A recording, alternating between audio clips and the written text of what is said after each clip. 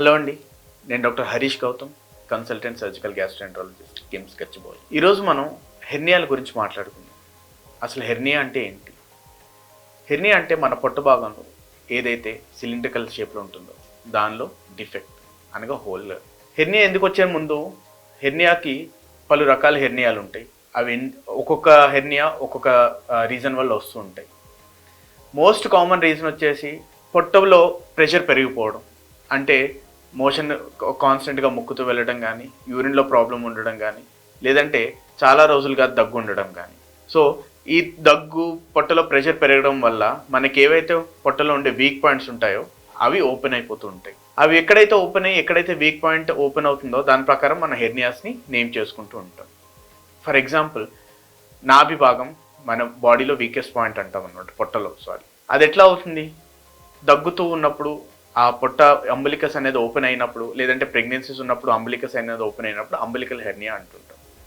లేదంటే ముందు సర్జరీస్ ఏమన్నా పొట్ట భాగంలో ఏమన్నా ఆపరేషన్ అయినప్పుడు, లోపల కుట్లు వేసినప్పుడు అది ఓపెన్ అయినప్పుడు కూడా హెర్నియాస్ వస్తుంటాయి. వాటిని మనం ఇన్సిషనల్ హెర్నియాస్ అంటాం. అవి కాకుండా ఇంగ్వైనల్ రీజియన్లో మన పొట్ట యొక్క కింద భాగంలో కూడా అప్పుడప్పుడు హెర్నియాలు వస్తూ ఉంటాయి. అవి కూడా మనం పుట్టినప్పుడు ఏవైతే టెస్టిస్ ఉంటాయో అవి కిందకి వచ్చే భాగం ఓపెన్ అవునప్పుడు అక్కడ హెర్నియాస్ వస్తుంది. మరి ఈ హెర్నియాస్కి ట్రీట్మెంట్ ఏంటి? మందులతో హెర్నియా అనేది తగ్గుతుందా అనే క్వశ్చన్స్ చాలామంది అడుగుతుంటారు. హెర్నియా అనేది ఒక ఫిజికల్ డిఫెక్ట్ అండి, అంటే పొట్టలో ఒక హోల్. దాన్ని మెడిసిన్స్తో మనం క్లోజ్ చేయలేం.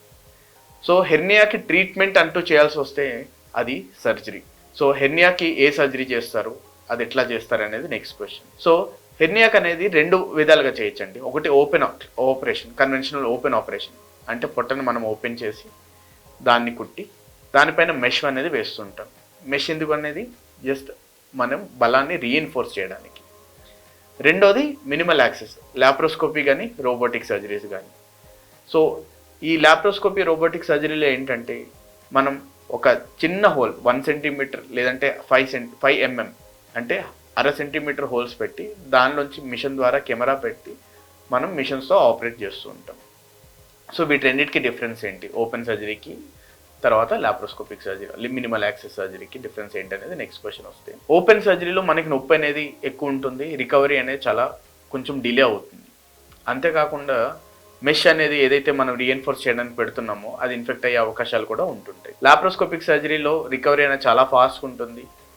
ఏదైతే సర్జరీ అయిందో అదే రోజు పేషెంట్ లేచి కూర్చోవడం, భోజనం చేయడం, తిరగడం అనేది స్టార్ట్ అవుతూ ఉంటుంది. సో హెర్నియాకి సర్జరీ చేయకుండా ఎప్పుడైనా ఉండొచ్చా? బొడ్డు దగ్గర చిన్న చిన్న హెర్నియాలు అంటే 5 mm 4 mm చాలా మందికి ఉంటుంటాయి. వాటికి సర్జరీ చేయకుండా మనం వెయిట్ చేస్తూ ఉండొచ్చు. అవి కాకుండా పేషెంట్ ఎనెస్థీషియాకి ఫిట్ లేనప్పుడు, అంటే ఎనెస్థీషియాని మనం ఇవ్వలేనప్పుడు మనం వెయిట్ చేస్తూ ఉంటాం. సో హెర్నియాకి సర్జరీ ఎందుకు చేయాలి?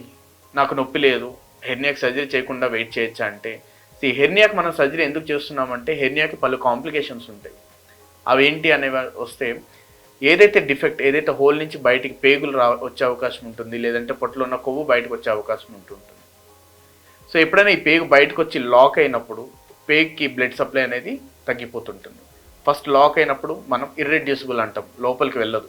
ఏదైతే బయటకు వచ్చిన పేగు మళ్ళీ పొట్ట లోపలికి వెళ్ళదు, అది ఒక ఎమర్జెన్సీ. రెండోది, అట్లా బ్లాక్ అయినప్పుడు రక్తం తక్కువ అయిపోయి పేగు కుళ్ళిపోయే అవకాశాలు, పేగు కానీ కొవ్వు కానీ కుళ్ళిపోయే అవకాశాలు ఉంటాయి, స్ట్రాంగులేషన్ అంటాం, అది ఇంకొకటి. ఏదైతే పేగు వచ్చి మెలికిపడి లోపల బ్లాక్ అయినప్పుడు మనం తిన్న ఆహారం క్రాస్ అయ్యి కింద పేగుకు వెళ్లకుండా ఆగిపోవచ్చు, దాన్ని అబ్స్ట్రక్షన్ అంటాం. ఈ కాంప్లికేషన్స్ అన్నీ వచ్చినప్పుడు మళ్ళీ పేగు కట్ చేయాల్సి ఉంటుంది. ఏదైతే అబ్స్ట్రక్షన్ అంటామో వామిటింగ్స్ అవుతుంటాయి, పేగు అంతా వాచిపోయి ఉంటుంది. ఈ టైంలో మనం ఎమర్జెన్సీ ఆపరేషన్ చేసినప్పుడు మెష్ పెట్టకుండా మనం ఆపరేషన్ చేయాల్సి వచ్చే అవకాశాలు ఉంటాయి. ప్లస్ ఎమర్జెన్సీలో పేషెంట్కి మొత్తం బాడీలో ఇన్ఫెక్షన్ అంతా వెళ్ళి చాలా కాంప్లికేషన్స్ అయ్యే అవకాశాలు ఉంటాయి. సో ఇవన్నీ అవాయిడ్ చేయడానికి మనం హెర్నియాని ముందుగానే డిటెక్ట్ చేసి ఆపరేట్ చేస్తూ ఉంటాం. సో హెర్నియా సర్జరీ తర్వాత కాంప్లికేషన్స్ ఏమన్నా ఉంటాయా అంటే, హెర్నియా మనం చేసే యాక్సెస్ బట్టి, అంటే మనం ఓపెన్ సర్జరీ చేస్తే కొంచెం ఇన్ఫెక్షన్ అయ్యే అవకాశాలు ఉంటుంటాయి. అంతేకాకుండా హెర్నియా మళ్ళీ తిరిగి రావచ్చా అంటే, హెర్నియాని మనం మెష్ పెట్టి చేసినప్పుడు తిరిగి వచ్చే అవకాశాలు ఆల్మోస్ట్ లెస్ దాన్ 1%కి వెళ్ళిపోతుంది. హెర్నియా సర్జరీ తర్వాత ఏమన్నా ఇబ్బందులు, ఫుడ్లో ఆహారం తీసుకోవడంలో అట్లా ఏమన్నా ఉంటుందంటే లేదండి, పథ్యం ఏమీ ఉండదు. హెర్నియా సర్జరీ అయిన తర్వాత ఏమన్నా జాగ్రత్తలు తీసుకోవాలా అనే క్వశ్చన్ వస్తే, డెఫినెట్గా ఫస్ట్ 3 నెలలు మనం కొంచెం ఎక్కువ జాగ్రత్తలు తీసుకుంటూ ఉంటాం. ఆ జాగ్రత్తలు ఏంటంటే మనం పొట్ట మీద ప్రెషర్ ఎక్కువ పడకుండా మనం చూసుకోవాలి. అంటే సేమ్ ఎక్కువ దగ్గు ఉంటే మనం ఇమీడియట్గా మెడిసిన్స్ తీసుకొని దగ్గు కాన్స్టెంట్గా లేకుండా చూసుకోవాలి. మోషన్ ప్రాబ్లం ఉంటే కొంచెం ఫ్రీగా మోషన్ అయ్యే మెడిసిన్స్ ఇస్తూ ఉంటాం. అంతేకాకుండా ఒక బెల్ట్ ఇస్తాం, అబ్డామినల్ బైండర్ అంటాం. ఆ బెల్ట్తో మనకి పొట్టకి కొంచెం సపోర్ట్ వస్తుంది.